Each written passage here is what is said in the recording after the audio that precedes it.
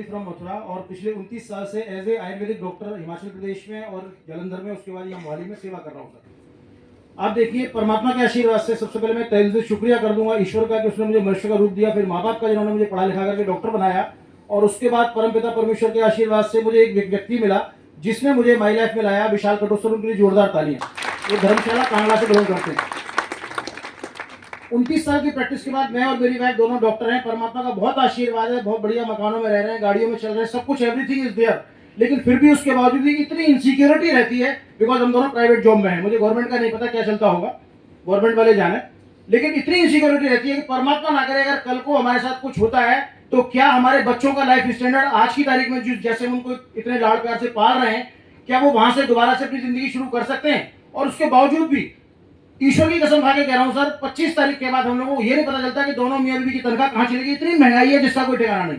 उसके बावजूद भी हम लोग, जब मैं अभी रास्ते में बात कर रहा था, मेरे मैडम भी आए हो साथ में, कि मिडिल क्लास हमेशा ना सिर्फ एक ही चीज देखती है कि यार हमें ये काम नहीं करना, और उसके बाद उसके पास करने को कुछ भी नहीं होता सिवाय नौकरी के। और आज की तारीख में नौकरी में कितना स्ट्रगल है डियर फ्रेंड। जो नौकरी कर रहे होंगे वो अच्छी तरह जानते होंगे कि आज की तारीख में खून पसीना करके भी हम लोग वहां तक नहीं पहुंच सकते, बिकॉज हमें पता है कि वहां इतना स्ट्रगल चल रहा है। जैसे ही हम 50,000 1 लाख की नौकरी पे जाते हैं तो मालिक हमें निकाल के बाहर कर देते हैं। उनको पता है कि 1 लाख रुपए मुझे देने की जरूरत नहीं है, सेम पोजीशन पे 20,000 रुपए में आने के लिए लोग तैयार बैठे हैं कि नहीं सर?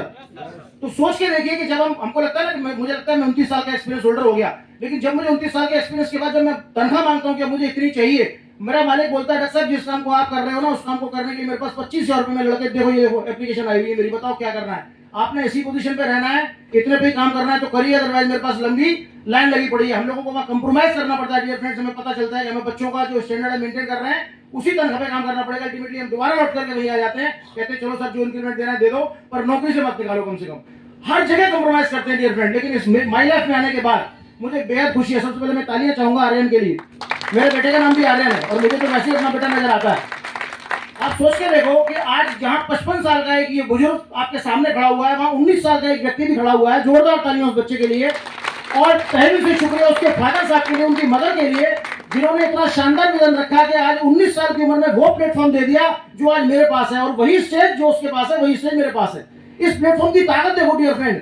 नई जनरेशन को हम क्या दे सकते हैं डियर फ्रेंड? कभी सोच के देखा है क्या? मैं और मेरी वाइफ रेडी चोटी का जोर लगा करके अपने दोनों बच्चों को डॉक्टर नहीं बना पाए। छोटा वाला बेटा बीकॉम कर रहा है, और दूसरा वाला बड़ा वाला बेटा क्लिनिकल साइकोलॉजी से बीए कर रहा है, बीएससी कर रहा है। अब सोच के देखो, एडी चोटी का जोर लगा करके भी हम लोग डॉक्टर नहीं बना पाए डियर फ्रेंड। इतना टफ कॉम्पिटिशन है जिसका कोई ठिकाना नहीं। हम सेम प्लेटफॉर्म नहीं दे पाए। हम लोगों को लगा 29 साल की प्रैक्टिस है, शायद हम अपना पेशा अपने बच्चों को देके जाएंगे, लेकिन चाहते हुए हम अपने बच्चों को अपना पेशा तक नहीं दे सकते डियर फ्रेंड। लेकिन माई लाइफ का एक ऐसा प्लेटफॉर्म है कि 100% हम इसको छोड़ेंगे। एज इट इज मेरा बेटा, दोनों यहीं से काम करना शुरू करेंगे। सो थैंक यू, जय हिंद, जय माई लाइफ स्टाइल सर।